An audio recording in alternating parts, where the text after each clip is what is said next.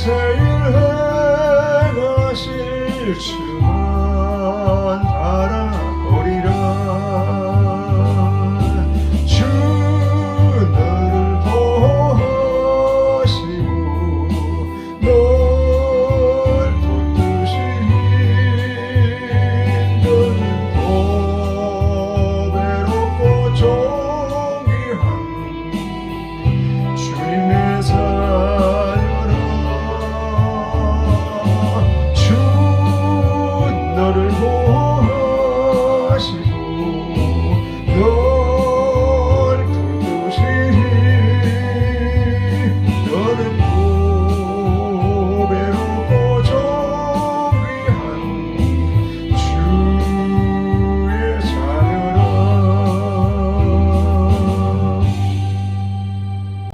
전능하사 천지를 만드신 하나님 아버지를 내가 믿사오니 그 외아들 우리 주 예수 그리스도를 믿사오니 이는 성령으로 잉태하사 동정녀 마리아에게 나시고 본디오 빌라도에게 고난을 받으사 십자가에 못 박혀 죽으시고 장사한 지 사흘 만에 죽은 자 가운데서 다시 살아나시며 하늘에 오르사 전능하신 하나님 우편에 앉아 계시다가 저리로서 산 자와 죽은 자를 심판하러 오시리라.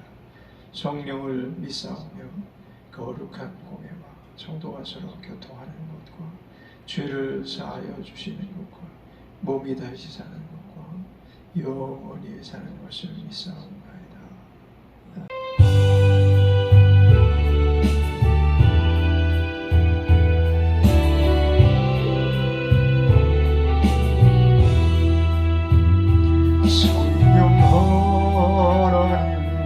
나를 만지소서. 상하고 깨어져 지친 나를 새롭게 하소서. 성령의 바람 시들은 내 영 살리소서. 성령 하나님 이 땅 고치소서. 죄악의 어둠 속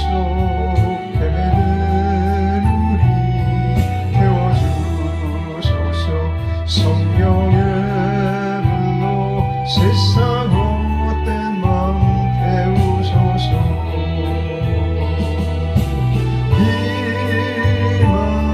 임하소서. 성령 하나님이시여 지금 이곳에 임하소서. 바람처럼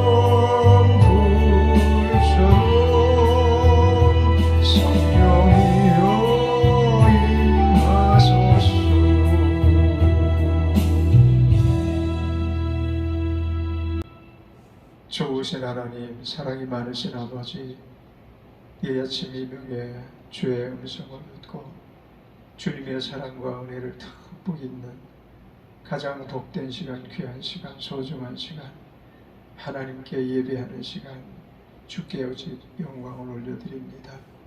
한 날의 시작은 저희들이 몸을 움직여 하는 것이 아니고 주님의 뜻 가운데 아름답게 세움을 입어 주님이 늘 기뻐하시는 가운데 우리 하나님의 뜻을 이루며 살아가기를 원합니다.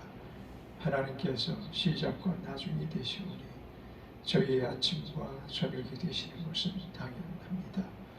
하나님 모든 역사 안에서 오직 주님 기뻐하시는 역사만 저희 목이 되게 하시고 우리의 또한 일하는 이유가 되게 하시며 사는 이유가 되게 하여 주시옵소서. 오늘도 모든 영광을 주께 돌리며 감사하신 예수님의 이름으로 찬양하며 기도드렸습니다. 아멘. 하나님의 말씀 사도행전 1장 15절로 26절까지 읽겠습니다. 1장 15절에서 26절까지입니다. 모인 무리의 수가 한 120명이 되더라. 그때 베드로가 그 형제 가운데 일어서서 가로되 형제들아, 성령이 다윗의 입을 의탁하사 예수 잡는 자들을 치루한 유다를 가리켜 미리 말씀하신 성경이 응하였으니 마땅하도다. 이 사람이 본래 우리 수 가운데 참여하여 이 직무의 한 부분을 맡았던 자라. 이 사람이 불의의 삭으로 밭을 사고 후에 몸이 곤두박질하여 배가 터져 창자가 다 흘러나온지라. 이 일이 예루살렘에 사는 모든 사람에게 알게 되어 본 방언에 그 밭을 이르되 아겔 다마라 하니 이는 피밭이라는 뜻이라. 시편에 기록하였으되 그의 거처로 황폐하게 하시며 거기 거하는 자가 없게 하소서 하였고, 또 일렀으되 그 직분을 타인이 취하게 하소서 하였도다. 이러함으로 요한의 세례로부터 우리 가운데서 올리어 가신 날까지 주 예수께서 우리 가운데 출입하실 때에 항상 우리와 함께 다니던 사람 중에 하나를 세고 우리로 더불어 예수의 부활하심을 증거할 사람이 되게 하리라 하거늘. 저희가 두 사람을 천하니 하나는 바사바라고도 하고 별명은 유스도라고 하는 요셉이요 하나는 마띠아라. 저희가 기도하여 가는데 무사람의 마음을 아시는 주의 두 사람 중에 누가 주의 택하신 바 되어 봉사와 및 사도의 직무를 대신할 자를 보이옵소서. 유다는 이를 버리었고 제 옷으로 간다이다 하고 제비 뽑아 마띠아를 얻으니 저와 11사도의 수에 가입하니라.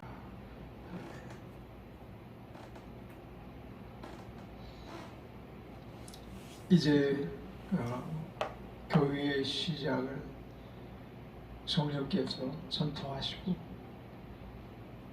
그 120명이 모인 곳에 성령이 강림하시면서 초대교회 문이 활짝 열렸습니다. 사람들의 힘으로 그간 혹시 버텨온 것이 용하다 할 만큼 사실은 핍박이 심했습니다.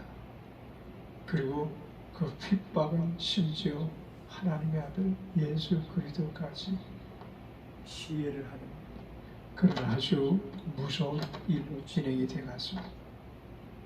그래서 우리 초대교회는 핍박을 기반으로 세운 교회다라고 말할 정도로 이 초대교회는 수 없는 핍박, 아주 잔인한 핍박, 인간이 어떻게 저렇게 못된 짓을 자행할 수 있을까 하는 그런 핍박에 세워진 것이 기독교요 또한 교회인 것입니다.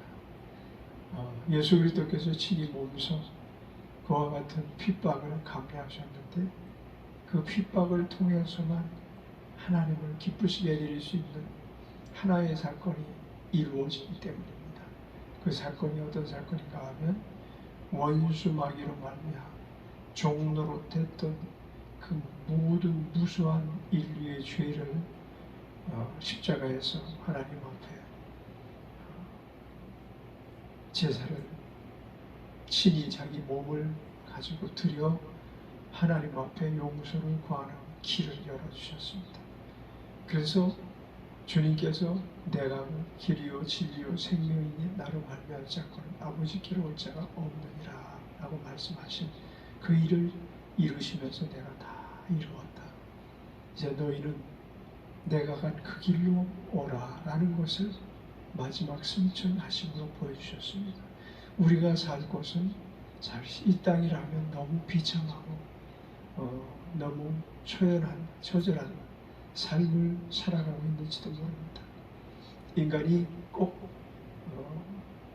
이 신앙적인 핍박을 받지 않더라도 얼마나 무수한 모욕을 스스로 감내하며 살아가는지 모릅니다.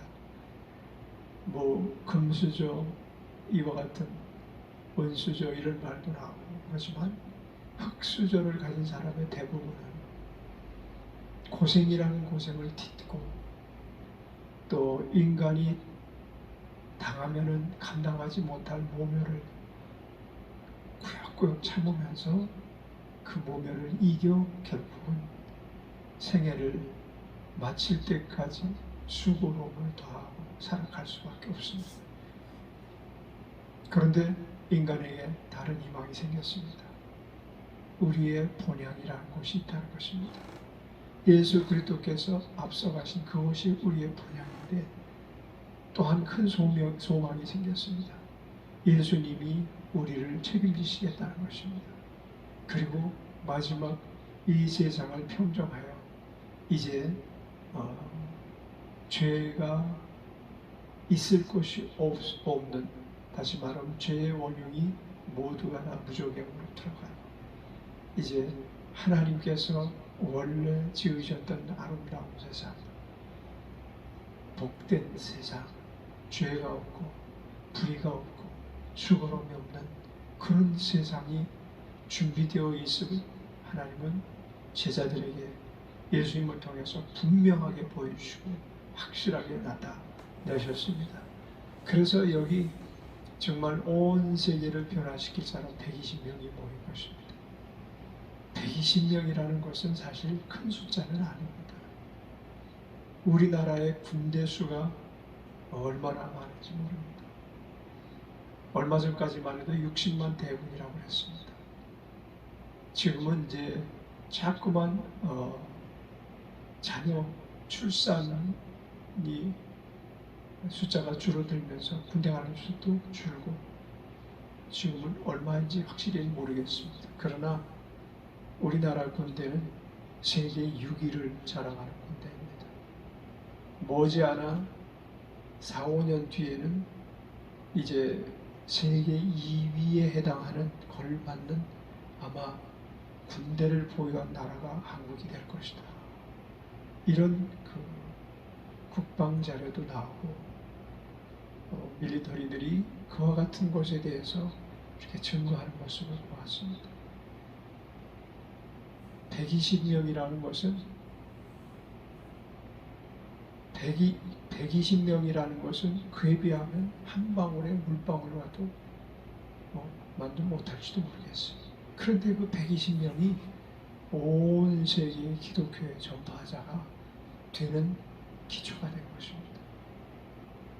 그래서 이 제자도 오늘 우리는 여기서 제자들의 어떤 모습을 살펴볼 수 있는 제자들의 그 결성되어지는 그 형태를 볼 수 있는 그런 최초의 장은 아닙니다. 예수 그리스도께서 12제자를 먼저 뽑으셨고 그리고 12제자가 70문도가 됐고 그리고 70문도가 이제 120문도가 됐고 120문도가 500문도가 되고 이런 식으로 기하급수적으로 기독교의 그 교회의 모습이 갖춰나가는 거죠. 그래서 사도행전은 교회가 건축되는 모습을 아주 자세히 보게 될 수 있는 부분이 있는데 그 중에 이제 하나가 지금 가룟 유다가 이제 자기 갈 길로 가버렸잖아요. 예수 그리스도의 12제자에 속했던 가룟 유다가 걸석이 되어버렸습니다. 걸석된 가룟 유다를 대신해서 제자를 세워야 되는데 제자는 누가 세웁니까? 하나님이 세우시는 것입니다. 제자는 누가 뽑습니까? 예수 그리스도께서 뽑는 것입니다. 그런데 예수 그리스도께서 올라가셨습니다. 그리고 예수 그리스도를 대신해서 누가 이 땅에 오셨습니까? 보혜사 성령님이 오셨습니다. 그래서 그들에게 기름을 부었습니다. 그들이 성령의 충만을 받고 새 방언을 말하고 하나님의 기이한 일에 대해서 증거하기 위해서 제대로 이제 준비가 되고 달려나가기 위해서 착수하기 전에 성령께서 베드로의 마음을 감동하셔가지고 예수 그리스도께서 뽑으신 12제자를 완벽한 다시 원팀으로 만들어야 되겠다. 그래서 그 감동을 주신 거예요. 그래서 이 감동을 베드로에게 주셨다. 이 내용을 우리는 그냥 사사롭게 생각하면 안 됩니다. 성령께서 모든 사람에게 감동을 주신 게 아니고 정하신 바 베드로에게 그 감동을 주셔서 베드로가 이 직무를 집행함으로 인해서 사실상 제자들의 리더자가 되게 해주신 거죠. 제자 중에 제자가 되게 해주신 거죠. 참 이 제자 중에 제자가 되게 하기 전에 베드로는 어떤 일을 했습니까? 불과 얼마 전에 예수님을 모른다 부인하고 예수님이 모른다 부인하는 그 3번 부인한 그 일을 인해서 정말 실족에 거의 낙담과 실족하기 직전이었을 겁니다. 그래서 그래도 그 제자 무리 가운데서 벗어나지는 않고 나는 오늘 고기 잡으러 갈 거야. 그래서 이제 그 새벽 미명에 고기 잡으러 가잖아요. 그때는 어떤 시점이었습니까? 예수 그리스도께서 부활하신다는 것입니다. 예수께서 다시 살아났음에도 불구하고 살아나셨다는 것이 확실하게 증거되었음에도 불구하고 베드로만큼은 마음이 편치가 않았습니다. 제자가 나는 아니야. 나는 제자가 될 수가 없어. 내가 제자로서 그와 같은 부끄러움을 지니고 어떻게 주님의 제자라 말할 수 있겠는가? 나는 낙심에 빠져서 나는 고기 잡으러 좀 가야 되겠다. 그럼 굉장히 번민했습니다. 예수님 잃어버린 상실감이 너무 커서 그 상실감으로 말미암아 무엇이라도 해야만 견딜 수 있었던 것입니다. 참고 인내하고 자기를 숙고하고 자기를 반성하는 그것 가지고도 그 허전함, 예수님을 빼앗긴 허전함, 예수님을 잊어버린 허전함, 예수님 모른다 부인했던 그 일로 인해서 베드로는 상심할 수밖에 없었고 새벽 미명에 제자들 앞에 나를 고기 잡으러 가겠다. 그래서 고기 잡으러 갔습니다. 몇몇이 같이 가서 고기를 잡으러 갔는데 모두가 다 예수님 부활하신 사실은 알지만 다 옆에 계시던 주님이 잠깐 나타나셨다가 또 가버리시고 잠깐 나타났다 가버리시고 그러니 이 힘든 신앙의 길을 과연 우리가 제대로 걸을 수 있을까? 우리의 리더격인 베드로도 그와 같이 실족하고 넘어지고 힘든 시점을 보내고 있는 그 가운데 아마 많은 사람들이 그와 같은 연연의 마음을 갖고 있었을지도 모릅니다. 그래서 고기를 잡으러 갔죠. 그런데 밤이 밝도록 고기를 새벽 미명까지 고기를 잡았지만은 고기는 한 마리도 잡히지 않았습니다. 그 새벽 미명에 이제 허기진 배를 움켜쥐고 모두들 묻으로 올라와서 그물을 털고 여기서 고기 잡으러 간 것은 그들이 배고플 때도 고기 잡은 일이 없습니다. 예수님이 계실 때 어부로서 다시 돌아간 일이 한 번도 없었습니다. 그처럼 바쁘고 예수님을 쫓아다니는 것이 정말 황홀하고 우리가 어떻게 이런 집단에 한 덩어리가 되어서 예수님의 제자가 되어서 뽑힌 바 되어서 그래 수둘 수 있었을까 하고 가졌던 그 마음들을 거의 빼앗기고 우리는 이제 우리끼리 어떻게 이것을 헤쳐나가야 될까? 예수님도 이루지 못하신 전 세계 복음 전하는 일을 우리에게 이루라고 하시는데 어떻게 이루어야 될까? 아마 그 걱정, 근심이 이루 말할 수가 없었을 겁니다. 그런데 고기 잡으러 갔는데 그처럼 고기 잡는 선수들이었음에도 불구하고 고기 한 마리 못 잡고 더덕 이렇게 이제 무트로 올라왔는데 거기에 누가 나타나셨습니까? 예수님이 나타나신 것입니다. 이 사건은 좋은 사건이 아닙니다. 베드로를 다시금 살리는 사건이었거든요. 베드로야, 내가 나를 사랑하느냐? 주께서 하시나이다. 내가 주를 사랑하는 줄 주께서 하시나이다. 베드로야, 내가 나를 사랑하느냐? 주께서 하시나이다.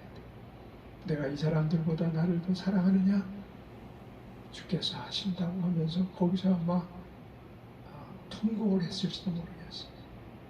성경에 그것이 기록되어 있지는 못하지만 그게 얼마나 대단한 사건, 베드로에게는 잃어버렸던 예수 그리스도께서 자기를 잃어버리지 않고 찾아오셔서 그 누구를 위해서 가신 겁니까? 베드로를 위해서 가신 거죠. 베드로를 다시 이렇게 세우기 위해서 간 겁니다. 우리나라에 옛날에 신사참배했던 많은 목사님들 중에서 교계의 가장 큰 지도자였던 한 분이 신사참배 문제로 인해서 돌아가시기 직전까지도 힘들어하시고 고통스러워하셨다는 것을 우리는 들어서 알지 않습니까? 사실은 신사참배는 성격이 다르죠. 예수님 모른다고 부인한 그것과는 좀 성격이 조금 다르지만 조금 더 앞서 나간 겁니다.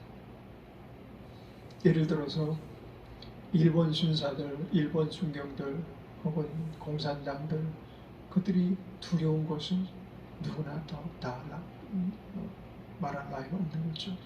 왜냐하면 전쟁 중에 그 포악, 사람이 그저 순식간에 죽고 사는 문제가 그 앞에 당장 놓여 있으니까. 그런데 주기철 목사님이 순교당하실 때 어떠하셨습니까? 그거는 뭐 아주 막 죽고 싶어도 죽지 않게끔 고문을 교묘하게 가장 아픈 부위를 찌르고 쑤시고 뭐 때리고 해가면서 물 먹이고 해가면서 죽고 싶은 순간을 죽지 못할 만큼 넘나들게 하는 고통과 고문을 가했지 않습니까? 그럼에도 불구하고 끝까지 주님을 붙들고 나는 주님을 위해서 죽겠노라 라는 그 결단을 한 그 모습을 한번 생각해 보세요. 얼마나 대단한 것입니다. 그런데 그럼에도 불구하고 우리 인간들은 다 그럴 수 없어요. 베드로처럼 실수할 수가 있는 겁니다. 가룟 유다처럼 실수할 수가 있는 겁니다. 그런데 여기서 베드로와 가룟 유다가 다른 점이 있습니다. 가룟 유다가 갈 때 예수님께서 그를 내버려 두셨던 것과 베드로가 가려고 할 때 주님은 그를 붙잡으셨습니다. 왜냐하면 본래 본질이 달라요.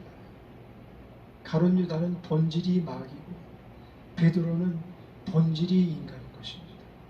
인간의 연약함을 이기지 못해서 그래서 베드로는 부인을 했던 것이고 그 부인한 그것으로 인해서 살맛이 나지 않을 만큼 예수님을 사모하는 뜨거운 마음이 격정적인 마음이 가라앉지 않지 않고 그것으로 온갖 일들이 손에 잡히지 않고 주의 일을 해야 마땅한 줄 알지만 나 같은 자가 어떻게 주의 일을 하는가 하고 낙심해 있는 그때에 예수님 찾아오셔서 거기서 베드로를 아주 유독 내가 너를 사랑한다 라는 것을 나타내 보여주셨거든요. 그것에 대한 주인이 성령 안에서도 또다시 거듭 나타나기 시작합니다. 그래서 베드로는 사실은 죽을 때는 정말 거꾸로 매달려서 죽임을 당하고 순교를 당하면서 이 갈 길을 다 달려간 사람입니다. 그리고 기독교의 기초가 돼요. 그래서 지금 로마 교황은 베드로를 로마 교회 교황이 일세로 보는 겁니다. 그리고 일대로 보는 거죠. 그리고 자기들이 베드로와 같이 주님의 최고되는 제자들이라 이렇게 말하는 엉뚱한 그런 어떤 교리를 집대성에 해놓고 거기를 기반해서 많이 교리가 흩어져 버렸습니다.